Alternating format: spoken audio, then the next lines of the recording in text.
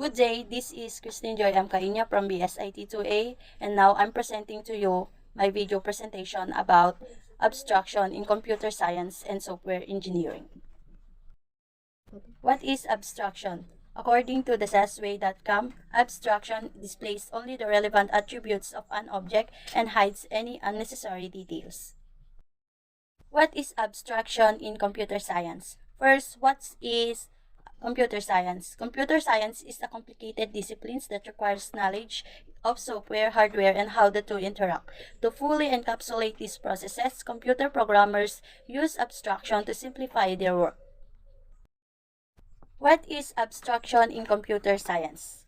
According to www.indeed.com, abstraction in computer science is the process of removing elements of a code or program that aren't relevant or that distract from more important elements.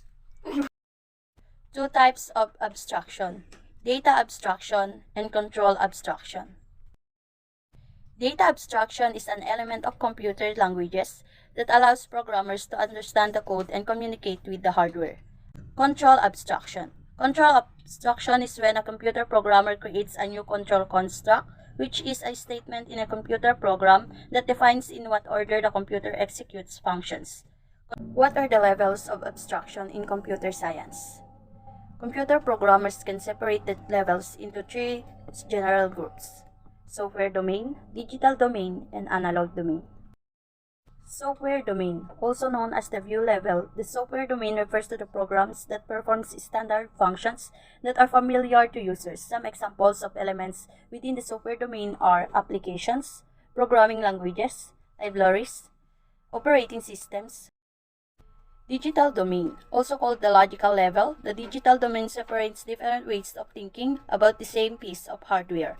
Examples of abstraction within the digital domain include architecture, components, integrated circuits, logic gates. The digital domain is foundational for software and in the mid-level abstraction. Analog domain. The analog domain, or the physical level, is the electrical currents that run through various components to make computers work. It is the lowest level of abstraction. Uses for abstraction in computer science. Generalization.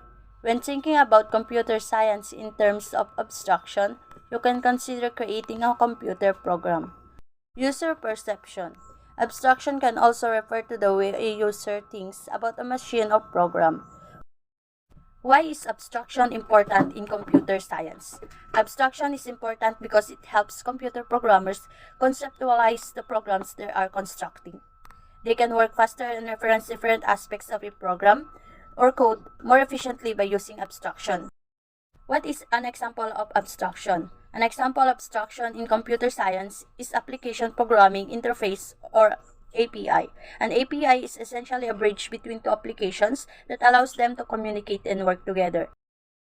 According to www.thevaluable.com, abstraction is one of the important concepts in software engineering. Two types of abstraction: data abstraction and control flow abstraction. Data abstraction is available in many languages which are not considered as OOP. A primitive data type is already an abstraction. For example, the data type string is to us a collection of characters, but in memory, the value of your variable will be a bunch of bits. Data abstraction is meant to simplifying by hiding the complex memory management for some language and behavioral mechanism, providing general behaviors you can reuse everywhere, giving the power for the developers to create new abstraction with ADTs. Since data is so important in programming, data abstraction is also very important. Control abstraction. Nowadays, we are likely to work with the structured programming languages, which allow us to use different structures to create behaviors. In most programming language, functions will be your control abstraction of choice. Function is an abstraction. The name of a function simplifies and hides its internal mechanism. A function generalizes a behavior. It can be reused anywhere, hopefully in small defined scope. You need to be aware that the name of a function does not match exactly the reality. It can describe what's inside, but it can be sometimes ambiguous, difficult to understand, or simply wrong. Basically, you can abstract everything and anything in your code using simple functions.